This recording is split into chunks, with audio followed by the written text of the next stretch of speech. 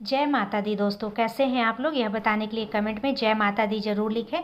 माता रानी सबका कल्याण करेंगी। दोस्तों, आज की इस वीडियो में हम आप लोग को बताएं श्राद्ध की 15 जरूरी बातें बताएंगे जो कि सभी को जानना बहुत ज़रूरी होता है। वीडियो स्टार्ट करने से पहले आप लोगों से रिक्वेस्ट है, अगर अभी तक आपने मेरे इस घरेलू खबर चैनल को सब्सक्राइब नहीं किया है तो चैनल को सब्सक्राइब करेंगे। वीडियो पसंद आएगा वीडियो को लाइक करेंगे और जितना ज़्यादा से ज़्यादा हो सके मेरे इस वीडियो को शेयर करेंगे। हिंदू धर्म में पितृपक्ष का विशेष महत्व होता है। मान्यता है कि पितृपक्ष में तर्पण और पिंडदान करने से पितरगण प्रसन्न होते हैं और अपने परिजनों को सुख और संपन्नता का आशीर्वाद देते हैं। पितृपक्ष पर पितृलोक से पितर पृथ्वी धरती पर किसी न किसी रूप में आते हैं। शास्त्रों में कहा गया है कि पितरों को तर्पण करने से पितृदोष खत्म हो जाता है। हिंदू पंचांग के अनुसार भाद्रपद माह के शुक्ल पक्ष की पूर्णिमा से सर्वपितृ अमावस्या तक पितृपक्ष रहता है। तो चलिए जानते हैं पितृपक्ष की 15 जरूरी बातें। पिता का श्राद्ध पुत्र द्वारा ही होना चाहिए। पुत्र नहीं है तो पत्नी, अगर पत्नी भी नहीं है तो सगा भाई श्राद्ध कर सकता है। दूसरी बात, पितर पक्ष में ब्राह्मणों को भोजन करवाने के बाद पूरे सम्मान के साथ उन्हें विदा करना चाहिए। तीसरी बात, श्राद्ध तिथि से पहले ही ब्राह्मणों को भोजन के लिए निमंत्रण दें। भोजन के लिए आए ब्राह्मणों को दक्षिण दिशा में बैठाएं। चौथी बात, मान्यता अनुसार पितरों को दूध, दही, घी और शहद के साथ अन्न से बनाए गए पकवान जैसे खीर आदि पसंद है, इसलिए ब्राह्मणों को ऐसा ही भोजन कराएं। पांचवी बात, पितर पक्ष के दौरान भोजन में से गाय, कुत्ते, कौए, देवता और चींटी के लिए उनका भाग अलग से निकाल लेना चाहिए। इसके बाद हाथ में जल, अक्षत, चंदन, फूल और तिल लेकर संकल्प करना चाहिए। छठी बात, कुत्ते और कौए के निमित्त निकाला हुआ भोजन उन्हें ही कराएं। देवता और चींटी का भोजन गाय को खिला देना चाहिए। ब्राह्मणों के मस्तक पर तिलक लगाकर उन्हें कपड़े, अन्न और दक्षिणा दान कर आशीर्वाद पाएं। सातवीं बात, श्राद्ध कर्म में सिर्फ गाय का घी, दूध और दही का उपयोग करना चाहिए। आठवीं बात, श्राद्ध कर्म में चांदी के बर्तनों का उपयोग व दान पुण्यदायक माना जाता है।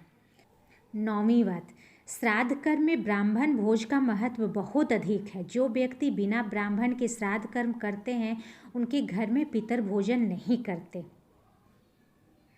10वीं बात, दूसरों की भूमि पर श्राद्ध कर्म नहीं किया जाता है। वन, पर्वत, पुण्य तीर्थ में श्राद्ध कर्म किए जाते हैं। 11वीं बात, शुक्ल पक्ष में रात्रि में अपने जन्मदिन पर और एक ही दिन में 2 तिथियों का योग हो तो ऐसे में कभी श्राद्ध कर्म नहीं करना चाहिए। धर्म ग्रंथों के अनुसार सायंकाल का समय सभी कार्यों के लिए निंदित है। शाम के समय भी श्राद्ध कर्म नहीं करना चाहिए। 12वीं बात, श्राद्ध कर्म के लिए शुक्ल पक्ष की अपेक्षा कृष्ण पक्ष में श्रेष्ठ माना जाता है। 13वीं बात, श्राद्ध में ये चीज़ होना बहुत महत्वपूर्ण है। गंगाजल, दूध, शहद, कुश और तिल। केले के पत्ते पर श्राद्ध भोजन नहीं कराया जाता। सोने, चांदी, कांसे, तांबे के बर्तन उत्तम है। इनके अभाव में पत्तल का उपयोग भी किया जा सकता है। 14वीं बात, श्राद्ध में तुलसी का प्रयोग भी किया जाता है। मान्यता है कि इससे पितृ प्रसन्न होते हैं। 15वीं और अंतिम बात, श्राद्ध या तर्पण में लोहे और स्टील के पात्रों का प्रयोग ना करें। तो दोस्तों, ये कुछ ज़रूरी बातें थी जो कि सभी को जानना बहुत ज़रूरी है श्राद्ध कर्म के दौरान। इसके अलावे भी कुछ ऐसी बातें और रह गई है जो मैं आपको बता देना चाहती हूँ। दोस्तों, जैसा कि मैंने बताया, पितृपक्ष में कुछ कामों को नहीं करना चाहिए, नहीं तो इसके बुरे परिणाम पूरे परिवार को भुगतने पड़ते हैं। ध्यान रखें कि ब्राह्मण को खाना खिलाते समय दोनों हाथों से खाना परोसें। भोजन कराते समय ब्राह्मण को आसन पर बिठाएं। आप कपड़े, ऊन, कूस या कंबल आदि के आसन पर बिठाकर भोजन करा सकते हैं। एक ही नगर में रहने वाली अपनी बहन, जमाई और भांजे को भी श्राद्ध के दौरान भोजन जरूर कराएं। ऐसा न करने वाले व्यक्ति के घर में पितरों के साथ साथ देवता भी भोजन ग्रहण नहीं करते हैं। श्राद्ध के दिन अगर कोई भिखारी आ जाए या कोई ज़रूरतमंद आ जाए तो उसे भी आदरपूर्वक भोजन जरूर कराना चाहिए।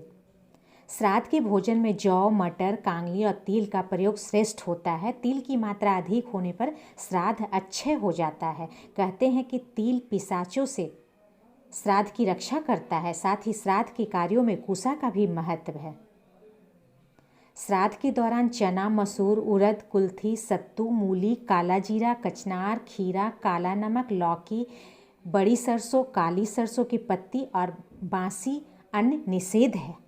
तो आशा ही नहीं पूर्ण विश्वास है कि आज की वीडियो आपको पसंद आई होगी। वीडियो को लाइक करें, शेयर करें और चैनल को सब्सक्राइब करें। थैंक्स।